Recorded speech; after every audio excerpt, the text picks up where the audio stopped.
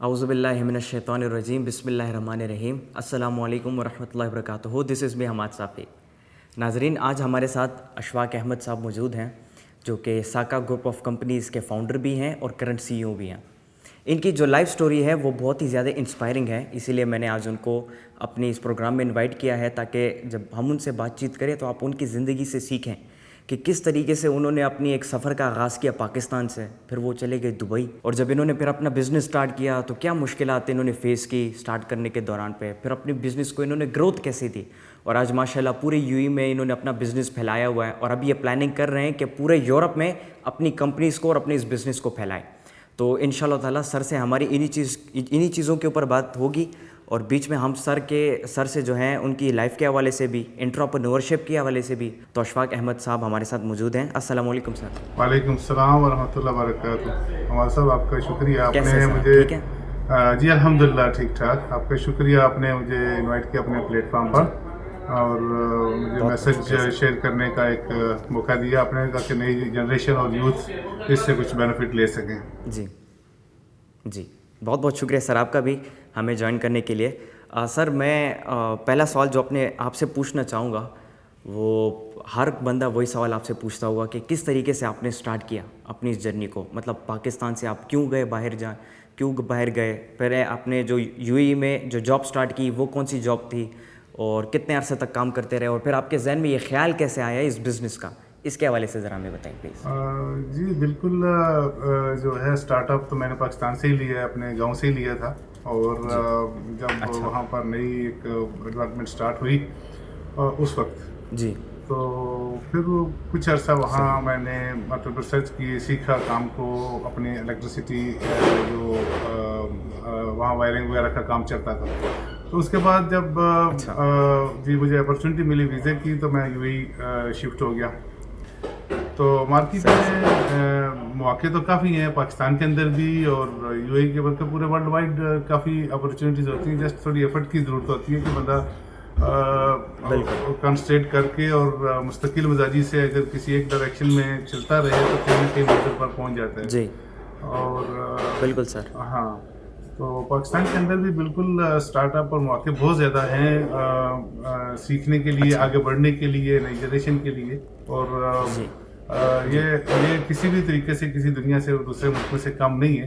Just ये है कि सही। हाँ, कोशिश और मेहनत लगन के साथ कंसंट्रेट करके साबित कदमी के साथ लगे रहें तो इंशाल्लाह कोई भी मंजिल दूर नहीं होती है, किसी भी डायरेक्शन पे चलें तो। और इंशाल्लाह इंशाल्लाह सर, बहुत ही खूबसूरत बात आपने की। जी, जी। और बाकी जो नई यूथ है, आगे जो फ्यूचर में जो दुनिया जिस तरह आपने बात की है कि जो आईटी सेक्टर है, या जो दुनिया का मूड चेंज हो गया, अभी वर्चुअल सिस्टम जो चल पड़ा है, और इसी तरह जो डिमांड है कहीं भी फ्रीलांसिंग में, या नए इंस्टीट्यूट अगर बनाए जाएं, या फ्रीलांसिंग की कोचिंग वगैरह की जाए, जो नई जनरेशन है इनको जी गाइडेंस की जाए, तो बहुत ज़्यादा मौके हैं। और जो अभी वर्ल्ड वाइड जो हमारे पाकिस्तान के दुनिया में जो कंपेटिटर हैं, कह लें आप एक तरह से, उनको हम बीट कर सकते हैं। जी। और नई जनरेशन को सिर्फ गाइडेंस की ज़रूरत है। जो इवन जब स्कूल वाला बिल्कुल या बिल्कुल यूनिवर्सिटी सर। से स्टार्ट करते हैं, तो इनको पॉजिटिव एक डायरेक्शन दी जाए, या उनकी कोचिंग की जाए, ताकि वो जिस भी फील्ड को चूज़ करें। बहुत इंपॉर्टेंट है। जैसे मैंने पाकिस्तान में बहुत दुख होता है देखते हुए कि नई जनरेशन बहुत टैलेंट है, लड़के यस सर। यंग, और पाकिस्तान की बिल्कुल जो पॉपुलेशन है मोस्टली 70% यंग जनरेशन है। जी। और ये दुनिया की बिल्कुल सर। बड़ी एक कह लें एक ज़रख़ेज़ ज़मीन है, और इस बिल्कुल। ज़मीन को अगर सही तरीक़ा से अगर इसको गाइडेंस मिल जाए, तो ये एक दुनिया जी। की बहुत ज़्यादा एक कह लें कि पावरफुल ये एक सेक्टर बन सकता है आईटी के रिलेटेड पूरा वर्ल्ड वाइड में। इंशाल्लाह। और आप कह सकते हैं इसको इलेक्ट्रोमैकेनिकल में, कि इंजीनियरिंग सेक्टर के अंदर जी। किसी भी दुनिया के किसी मुल्क से कम नहीं है। तो बिल्कुल। अब यहाँ सिर्फ ये मौका देना चाहिए कि इनको गाइडेंस जब कोचिंग की जाए स्कूल लेवल के अंदर और यूनिवर्सिटी लेवल के अंदर, इनको मोटिवेशन की जाए, सही डायरेक्शन चूज कर सकें। अच्छे सही बहुत बड़े सही सर। हैरान होते हैं, मार्क्स बड़े बड़े बच्चों के मार्क्स आते हैं, बड़ी मेहनत से पढ़ के आते हैं, जी। बहुत ज़्यादा इन्वेस्टमेंट होती है, उसके बाद जाके वो एक क्वालिफिकेशन मुकम्मल कर सकते हैं। और उसमें आगे जाके जब उनको डिमांड दुनिया के अंदर है, चाहे आईटी के अंदर है, सॉफ्ट के अंदर है, किसी भी सेक्टर के अंदर ले लें, तो वो बीट नहीं कर पाते, क्योंकि क्वालिफिकेशन और उनकी जो क्या रहे जॉब जो मैच नहीं करती, तो जिस वजह से करके बेचारे सफ़र करते हैं। तो मेन इंपॉर्टेंट है कि इनको एक गाइडेंस रहनुमाई की जाए शुरू से, स्कूल लेवल से लेके उनको ऐसी डायरेक्शन दी जाए जिसमें फ्यूचर में जाके वो कुछ अपने आप को किसी स्टेज पर ले के जा सके, और माशरे के लिए, पूरे पाकिस्तान के लिए एक वो तरक्की के लिए और किरदार अदा कर सके। अच्छा सर, हमें ये तो बताएं कि आपने अपनी कंपनी का नाम साका क्यों रखा? जी, ये एक मुझे अपने वतन, अपने मुल्क, अपने गांव से एक मोहब्बत का ये आलम है कि मैंने अपने गांव का नाम साका रखा है सिंस 2007 से, और इसको एक्सपेंड कर रहे हैं वर्ल्ड वाइड, और एक पाकिस्तानी कंपनी के बेस के ऊपर, यूएई बेस्ड कंपनी के ऊपर ये इसको पूरे वर्ल्ड वाइड में, और इसी तरह ये बेनिफिट देना चाहते हैं जो हमारी जनरेशन है, ताकि इससे बेनिफिट ले सकें और सीख सकें। बिल्कुल सर, बिल्कुल, बहुत खूबसूरत बात आपने की। सर, मैं दूसरा सवाल आपसे ये पूछना चाहूँगा, आपने जैसे बात की कि हमारे मुल्क में जो नौजवान हैं उनके अंदर काफ़ी टैलेंट मौजूद हैं, अगर थोड़ी सी एफर्ट उन पे की जाए, थोड़ा सा उनको गाइड किया जाए, मोटिवेट किया जाए, तो वो बड़ी बड़ी मल्टीनेशनल कंपनीज को खड़ा कर सकते हैं और पाकिस्तान का नाम पूरी दुनिया में रोशन कर सकते हैं। बिल्कुल सर, इसी से रिलेटेड मैं ये सवाल आपसे पूछना चाहता हूँ कि हमारे मुल्क में ज़्यादातर नौजवान ऐसा करते भी हैं, वो ये कोशिश करते हैं, अपना एक छोटा सा सेटअप लॉन्च करते हैं, लेकिन मसला ये आता है कि सेटअप लॉन्च करते वक्त वो प्रॉब्लम्स फेस करते हैं, चैलेंजेस का सामना करते हैं, और बहुत कम ऐसे लोग होते हैं, ऐसे नौजवान होते हैं जो कि उन चैलेंजेस को फेस कर पाते हैं। ज़्यादातर नौजवान जो हैं वो थोड़ी सी एफर्ट करते हैं, थोड़ी सी एफर्ट करने के बाद हार मान के पीछे हट जाते हैं। तो मैं ये सवाल आपसे पूछना चाहता हूँ कि आपने जब अपनी जर्नी को स्टार्ट किया तो आपने किन मसाइल का सामना किया, उन मसाइल को आपने हल कैसे किया, और हमारी जो यूथ है जो स्टार्टअप लेना चाहती है लेकिन वो रिस्क लेने से डर रहे हैं, इसके हवाले से आप क्या कहना चाहेंगे कि उनको रिस्क लेना चाहिए या नहीं, उनको रिस्क नहीं लेना चाहिए? जी, बिल्कुल रिस्क लेना चाहिए। बिजनेस तो नाम ही रिस्क है जी। और दुनिया का कोई भी दुनिया की फर्म ले लें, किसी भी मतलब स्टेज पर ले जाए इनको, उसमें रिस्क तो बहुत इंपॉर्टेंट है। अब सेकंड थिंग है कि रिस्क लेते हुए भी साथ में अपनी तरफ से कोई ऐसा लूप होल नहीं होने चाहिए कि रिस्क ले रहे हैं और ब्लाइंडली ले रहे हैं। अपने पॉजिटिव अपने स्टेप्स लें अच्छे तरीके से, और फिर देखें आपके अगर पॉजिटिव स्टेप्स लिए होंगे तो रिस्क को आपके पॉजिटिव स्टेप्स ही कम कर सकते हैं। अगर अपनी मेहनत की होगी तो उस रिस्क को सिर्फ पॉजिटिव आपके जो मुस्बत सोच होगी, अपना टाइम होगा, लेजीपन नहीं होना चाहिए, तो वो चीज़ें अगर ख़त्म करेंगे तो कोई वजह ही नहीं है कि वो बिजनेस सक्सेस ना हो। अब दूसरी हाँ जी, तो अब दूसरी तरफ जब गाइडेंस अगर मैं मैसेज देना चाहता हूँ टीम को कि अगर मतलब बिजनेस स्टार्ट करना है तो रिस्क ही जो है, जो आपको जो कह लें कि चैलेंज ही जो है आपको वो बिजनेस सेटअप में और इसको इम्प्रूव करने के लिए वो आपके लिए एक एक्सपीरियंस बनता है। अगर एक मिस्टेक हुई, एक फेलियर हो गया, सेकंड फेलियर, थर्ड फेलियर, वो आपको मजबूत करते जाते हैं। जब आप सीख जाएंगे ये चीज़ें तो आगे वो आपकी स्ट्रेंथ बनेगी। ये एक ये हो नहीं सकता है कि मिस्टेक ना हो, इंसान है, हो जाती है, चैलेंज आते हैं, वो सफल करने पड़ते हैं और उनको फेस करके ही इम्प्रूव किया जा सकता है। जी बिल्कुल सर। और चैलेंजेस का सामना कैसे किया जाए सर?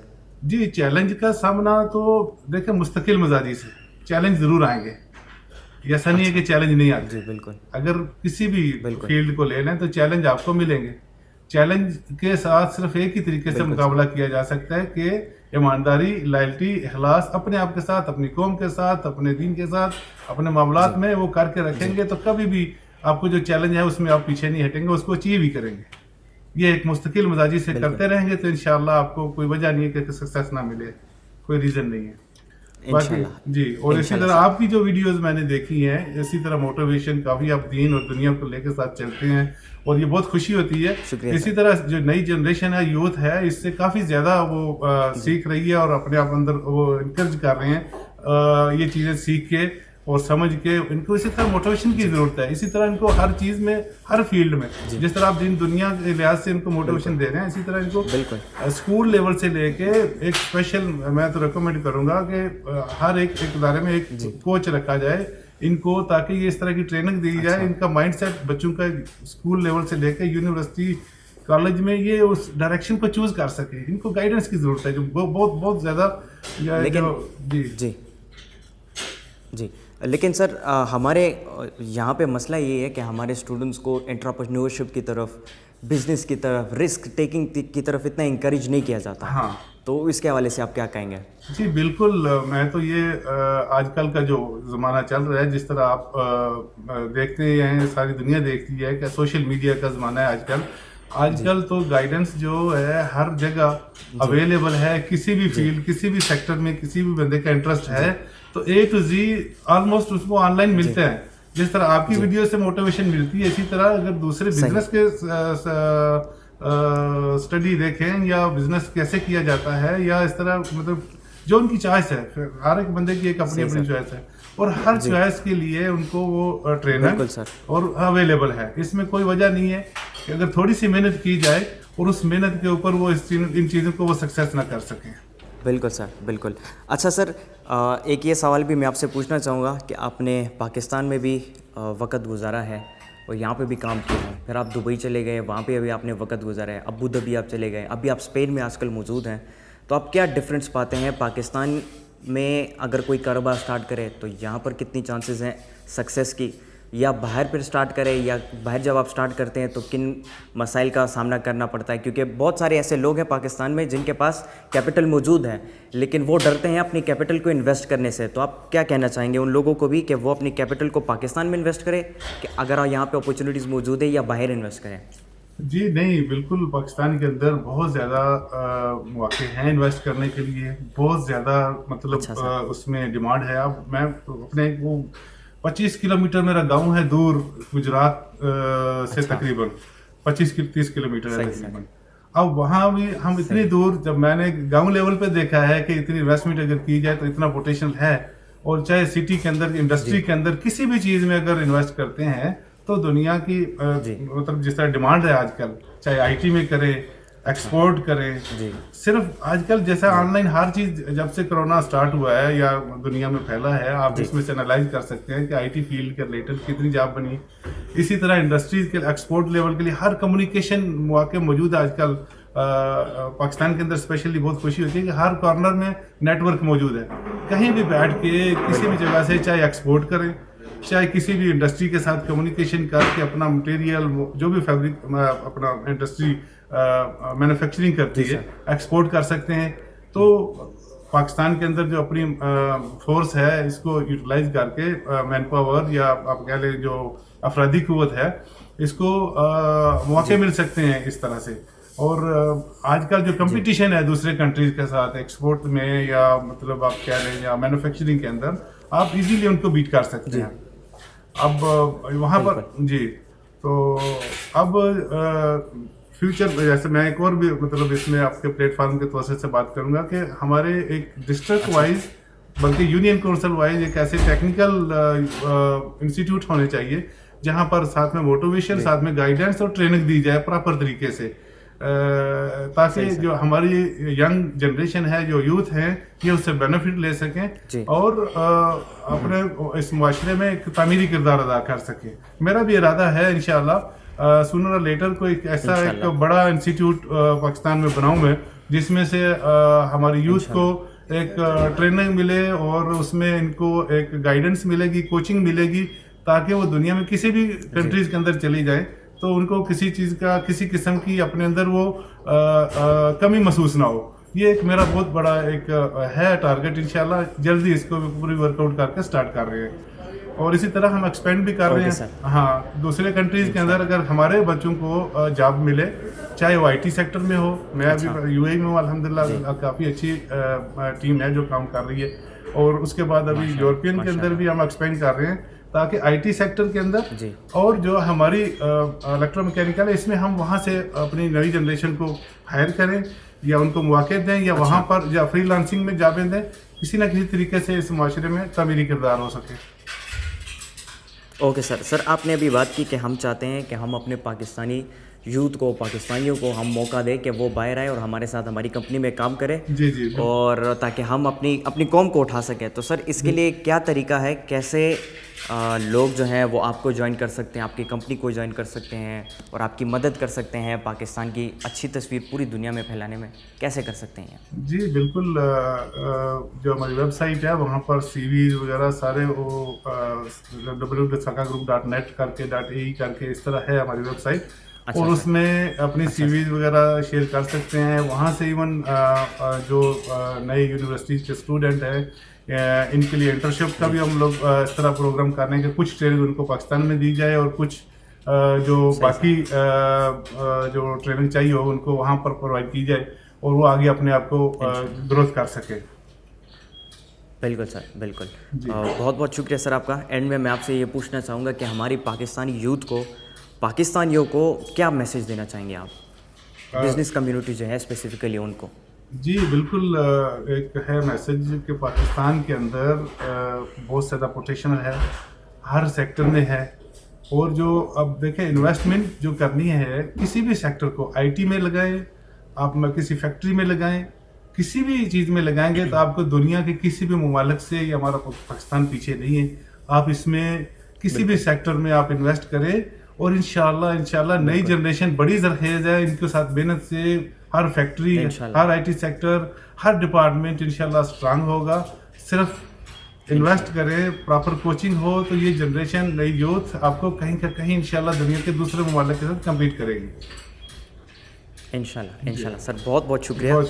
और माशाल्लाह उम्मीद है, मुझे तो बहुत कुछ सीखने को मिला आपसे और उम्मीद है हमारी ऑडियंसेस को भी बहुत कुछ सीखने को मिला होगा, क्योंकि हमारे पाकिस्तान में ये एक तलब मौजूद है और एंटरप्रेन्योरशिप की एक लहर जो है वो उठ रही है पाकिस्तान में।